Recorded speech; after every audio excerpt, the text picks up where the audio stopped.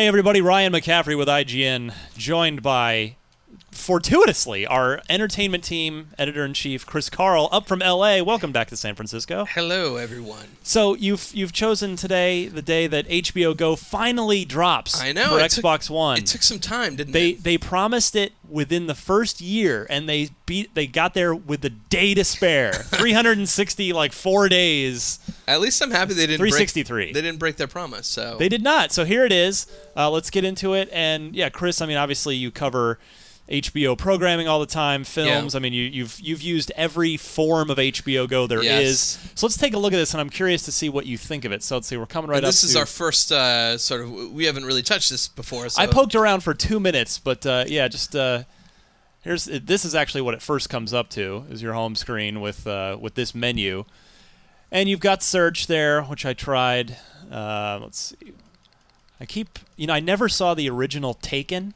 But it's still not on.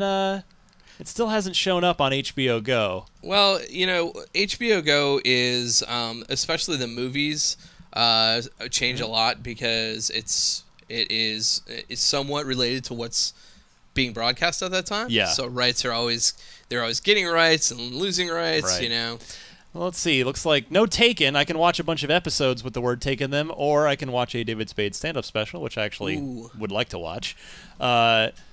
So, a simple search function. We don't have Connect plugged in. Right. We can do all this with voice as well, but pretty straightforwardly. I do like if you press left on the home screen, it takes you to the last thing you watch. You can see I watched pretty much all of the Concert for Valor the other night. It's probably a good idea. That little X button, that clear, it's probably a good idea to get rid of that sometimes. Yeah. Depending on what you surf on HBO Go. Yeah, what did I just watch? Was it the entire series of Sex and the City? Maybe. I'm not telling.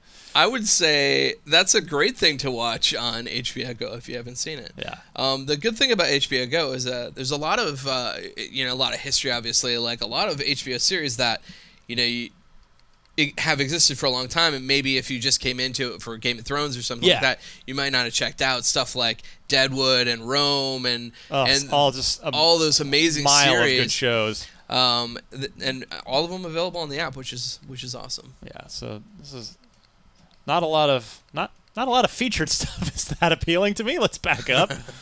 Yeah, let's go down to just added. See what's new. Yeah, I mean, I think the real beauty of the HBO Go app is the shows. The movies are nice, but the shows having access to so many of their old school things, new series. And generally, they're pretty quick getting new episodes up on HBO Go as well. Oh yeah, I watched Game of Thrones the night. They get it right up there. So let's see series. Let's see what we've got. Lots of Jeff Daniels' head. Yeah, on this app. The comeback came back. There's Lisa Kudrow's disembodied gourd. Yeah, I've been meaning to watch this. Foo Fighters' Sonic Highways. I never finished Big Love.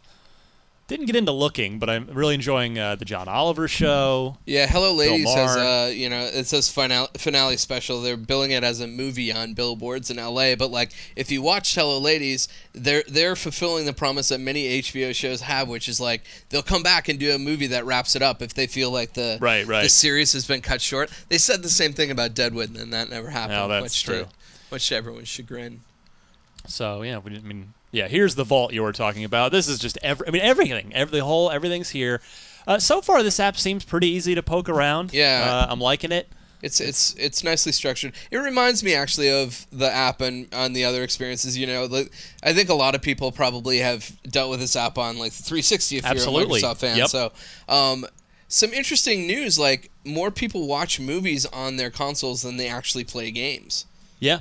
That is crazy to me. Like Netflix, HBO Go, and then various other services. That means mission accomplished for Sony and Microsoft because that was their goal, was to become an anchor point of the living room. So yeah, and I mean I think it's good for these companies that have these apps too. And now it's like every major cable network has one of these things. Now it's still not tethered. It's still not untethered. Right. That's yet to come. I'm signed in, which you have to do when it's the same thing as that was on 360 or any other external device. You have to go on the website, get the activation code, log into your television account, whether it's DirecTV or what have you. But it doesn't. It actually it's a pretty slick process. It doesn't take that long. No, not at all. It's similar to how you would sign up with Netflix or any of those services as well. True Detective, so good. True Detective, so good. And Veep just news that Hugh Laurie is coming to Veep next year. That'll go well. He might be the new. I don't want to spoil it. But I'm not seeing anything because certain IGN or certain Xbox One apps that we've looked at on IGN, such as I know the YouTube app for Xbox One when it first launched, it was terrible. It was just it was awful to navigate. You couldn't find anything. I mean, but it looks like HBO nailed this. I mean, it's easy to get around. It everything. Took 364 days, but they did it. They got us there. They got us there. So yeah, I mean, before we go, Chris, I'm kind of curious. Looking at this here, how does this compare to HBO Go on other devices, on other apps, HBO Go apps you've used? I think it's really similar. I think one of the beauties of this particular app is that if you use it on one device, you kind of have a sense of it. I haven't looked, honestly, I haven't looked at it on my iPad in a while, so I don't know if they are utilizing that vertical nav on there.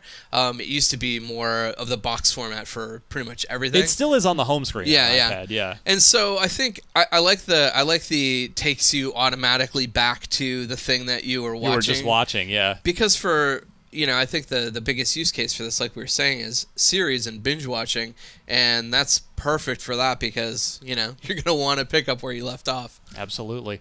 Well, here you go. Look at HBO Go. It took 99% of the full year that they allotted themselves so they did not break their promise. It is here, and hopefully we'll be seeing it on PlayStation 4 soon enough, I should think. But for now, Xbox One users, now you can retire your Xbox 360. I know I am. Ooh, I'm done. That's it. That's the last thing. It's a Rock Band box now for me. For me, I'm still playing the pre-sequel on it. So Fair enough. I gotta power through that, and then I think the 360's done. Fair enough. All right, and we'll just can't get away from the back of Jeff Daniels' head. Chris Carl, thank you so much. This was a brief tour of the Xbox One app. On your of HBO Go, I should say. So for more on all things HBO, that's your domain down in LA. We're covering it on IGN out of Chris Carl's office, and for all things Xbox, we're covering it here out of San Francisco. So keep it all tuned right here to IGN.